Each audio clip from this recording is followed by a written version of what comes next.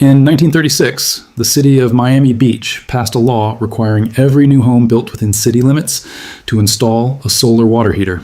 Not suggested, not incentivized with a tax break, required by law the same way you're required to have a front door.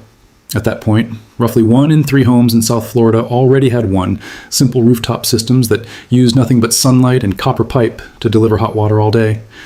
Within 9 years, that law was reversed. Within 15 years, the systems had almost entirely disappeared from the region. What replaced them cost more to run, broke down more often, and made a monthly payment to a company that didn't exist in 1936. The interesting part is not that the law changed. The interesting part is what had to happen for an entire region to forget that free hot water was ever normal. The natural gas industry in California ran a direct advertising campaign in the late 1940s and early 1950s, targeting the solar water heater as unreliable, inconsistent, and frankly, embarrassing. The campaign positioned gas-heated water as modern, controlled, and clean. Solar was framed as something rural and imprecise, a makeshift solution for people who couldn't afford proper infrastructure. It worked. Not because the claim was true. A well-built solar heater of that era delivered water at 120 to 140 degrees Fahrenheit on an average sunny day with zero operating cost. But because the campaign reached people before they ever had a reason to question it, the image stuck. And somewhere in the space between that campaign and today's $8,000 installed solar water systems, the simple physics got buried under layers of brand marketing. The physics, though, never changed, and it costs about $15 to rebuild the entire thing from scratch right now. The principle at the core of this whole setup is called thermosiphon. It sounds technical, but it's actually one of the simplest ideas in physics. You've seen it working every time you've watched a lava lamp. Hot liquid rises, cool liquid sinks. That cycle repeats continuously with no pump, no electricity, no moving parts whatsoever. In a water heating context, what that means is this. If you place a coil of pipe in the sun where the water heats up, and you position a storage tank above that coil, the hot water from the coil naturally floats upward into the tank, while the cooler water from the bottom of the tank drops down into the coil to be heated. A continuous loop, a thermal pump that runs on nothing. This is not a new discovery. Engineers who designed steam heating systems in the 1800s understood thermosiphon completely. The only reason it disappeared from residential water heating is that you can't charge someone a monthly bill for sunlight. Now, why copper specifically? You could theoretically run any pipe through a sunny space and get some heat transfer. Black rubber hose does it to some degree. But copper sits at a thermal conductivity of about 400 watts per meter Kelvin, which means it moves heat from its outer surface to the water inside it roughly 8 times faster than steel and over 100 times faster than plastic. What that means practically is that the water inside a copper coil reaches temperature much faster than in any substitute material. The coil doesn't store the heat. It transfers it almost instantly into the water passing through. That's the job copper is doing. It's not holding heat, it's channeling it.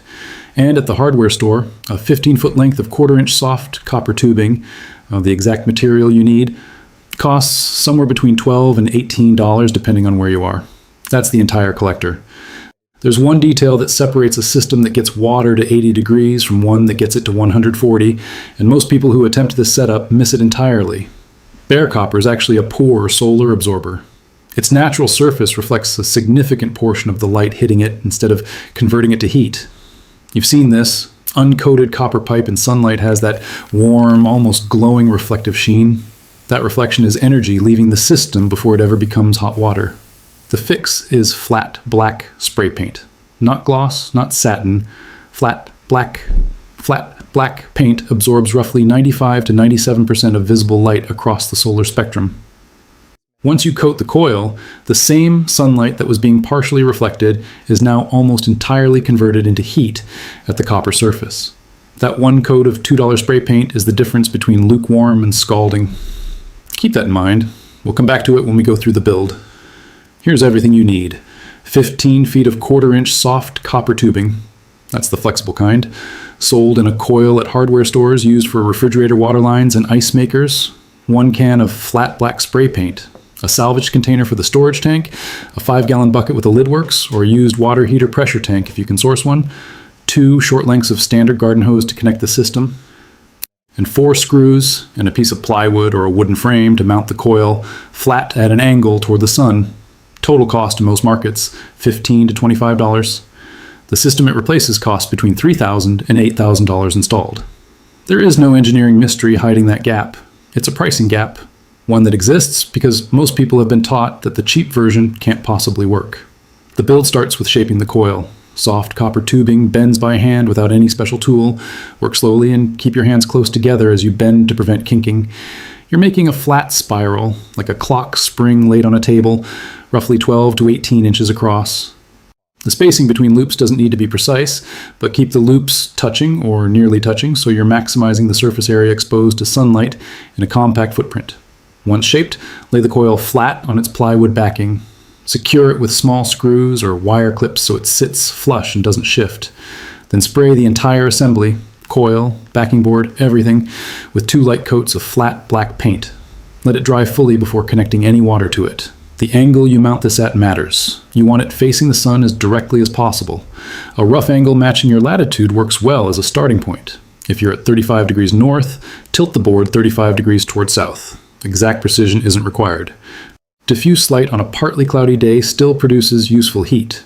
Now, the connection that determines whether this whole thing works or barely works. The inlet, where cold water enters the coil, must come from the bottom of the coil. The outlet, where hot water exits, must leave from the top, not the side, not from wherever is most convenient. Bottom in, top out. The reason is thermosiphon. The hot water you're creating is physically lighter than the cold water behind it. It wants to rise. If your outlet is at the top, the hot water exits naturally and continuously, and cooler water follows it from below. If your outlet is at the side, and this is where most builds fail, if both connections are at the same height, you interrupt the natural convection. The water heats up locally but has nowhere to go. The flow stalls. You end up with a coil full of hot water that doesn't circulate into your tank. This is the fail point, and it catches people who've done everything else correctly. The inlet and outlet on soft copper tubing look identical once cut.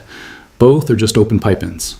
So when someone runs both connections out the same side of the coil for convenience, which looks completely reasonable, they've accidentally created a loop that can't thermosiphon properly. The fix is permanent before you even mount the coil. Mark the bottom loop end with a piece of red tape before you start shaping. That becomes your inlet. The other end, wherever it ends up after coiling, becomes your outlet at the top. Mark it now, before painting covers it. This is a 30-second step. Missing it costs you half the system's performance, sometimes more. The storage tank position is what makes thermosiphon possible in the first place. The tank must be physically higher than the coil, at minimum 6 inches above the top of the coil, and ideally 12 to 18 inches above it. The height difference creates what's called a head pressure differential. The weight of the cool water in the tank pushes it downward into the coil inlet while the hot water rises out the outlet. The greater the height difference, the stronger the natural circulation. For a basic setup, a 5-gallon bucket on a shelf or elevated platform connected by garden hose to the mounted coil below. This works with no additional components, no pump, no thermostat, no timer. The sun rises, the water moves, the tank fills with hot water. The sun sets, the movement slows and stops. That's the full operating cycle. The optional upgrade that produces a meaningful performance increase, a sheet of glass or clear polycarbonate laid over the coil. This creates what's called a greenhouse effect within the collector. Sunlight passes through the glass easily on the way in, but the longer wavelength infrared radiation that the coil generates as it heats up can't pass back out through the glass as easily. Heat accumulates inside the box. On a 70-degree day, the air temperature immediately around the coil can reach 130 to 150 degrees Fahrenheit inside a glazed box, even on a day where you'd barely call it warm outside. A piece of flat glass from a picture frame works. A sheet of polycarbonate from a home improvement store costs about $8. The performance difference between a naked coil and a glazed coil in mild weather is roughly 30 to 40 degrees of final water temperature. In shoulder seasons, spring and fall, that difference is the gap between useful and not useful.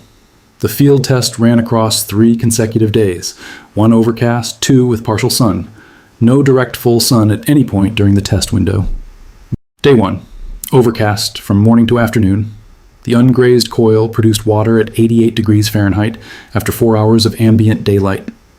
The glazed version of the same setup, same coil, same paint, same storage tank, reached 114 degrees in the same window. Neither had direct sunlight. Both were running on diffuse light alone. Day 2, partial sun in the morning with cloud cover by noon. The glazed system hit 138 degrees by 11 a.m. and held above 120 degrees in the storage tank through the afternoon as the residual heat in the insulated bucket stabilized. The water drawn off at 3 p.m. was hot enough that you'd run cold water into a shower before stepping in. Day 3, similar conditions, consistent result, no variation outside of what the weather explained. The system does what the physics says it should do. That's not a surprising outcome. What's surprising is that the materials cost less than a decent dinner, and the people selling you a $3,000 system would rather you didn't know that. The practical applications beyond the obvious: a system this size, 15 feet of quarter-inch tubing connected to a 5-gallon tank, delivers roughly 2 to 3 gallons of genuinely hot water per sunny hour. That's enough for a shower in a garage or workshop, for washing tools and equipment after field work, for camp kitchen setup that runs entirely off sunlight, for a remote cabin or outbuilding where running electrical lines for a water heater isn't worth the cost. Scaling it is simple. Double the coil length, double the tank size, double the output. The physics scales linearly. And because there are no electrical components, no pressurized vessels, and no combustion, this system operates outside most building code requirements that trigger permits and inspections. You're mounting a painted pipe in sunlight. That's it. There's a pattern in how this kind of knowledge moves. It doesn't disappear because it stops working. It disappears because the moment it gets normalized, it stops being profitable for someone. The 1936 Miami Beach law didn't get reversed because solar water heating failed. It got reversed because solar water heating succeeded, and that success was inconvenient for a specific business model. The same copper coil that heated water in 1930 heats water in exactly the same way right now. The physics didn't change. The price of copper tubing didn't become unaffordable. The sun didn't stop shining on rooftops and south-facing walls. What changed is that a generation of homeowners grew up never seeing the system in use, never having a reason to look for it, and eventually stopped knowing it existed. Self-reliance doesn't require invention. Most of the time, it just requires memory, or someone willing to dig through what got buried. There's a connected file in this series that takes this principle one step further, using the same thermosiphon logic to build a passive space heater for a shed or small room that runs entirely off solar gain, zero electricity, and costs under $30. That one goes up next week. The next file is open. Come back for it.